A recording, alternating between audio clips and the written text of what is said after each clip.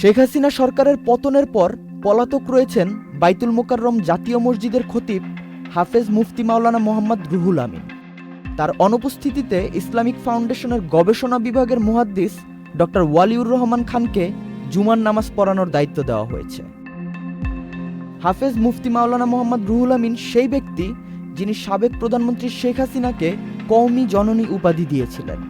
এমনকি একাদশ জাতীয় সংসদ নির্বাচনে আওয়ামী লীগের প্রার্থীও হতে চেয়েছিলেন তিনি, তবে দল থেকে তাকে মনোনয়ন দেওয়া হয়নি।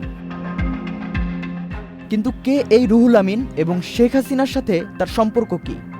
রুহুল আমিন 1962 সালের 12ই মার্চ গোপালগঞ্জ জেলার টুঙ্গিপাড়া উপজেলার গহরডাঙ্গায় জন্মগ্রহণ করেন। তার পিতা শামসুল হক ফরিদপুরি। পিতার প্রতিষ্ঠিত গহরডাঙ্গা মাদ্রাসা থেকে তিনি হেফজ, দাওরায়ে হাদিস ও ইফতা সম্পন্ন করেন। রুহুল আমিন 2003 সালে গহরডাঙ্গা মাদ্রাসার মুহতামিমের দায়িত্ব গ্রহণ করেন।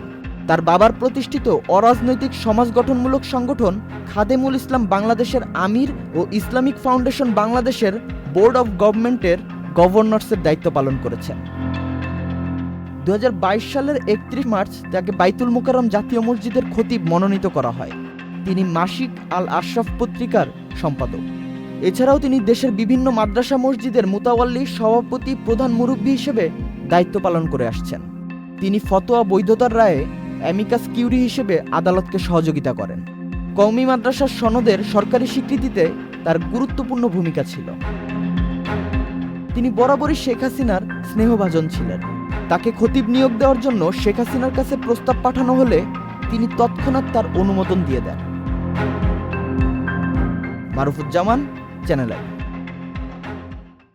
প্রিয় নম্বর সেট করে বিকাশে সেন্ড মানি করুন ফ্রি।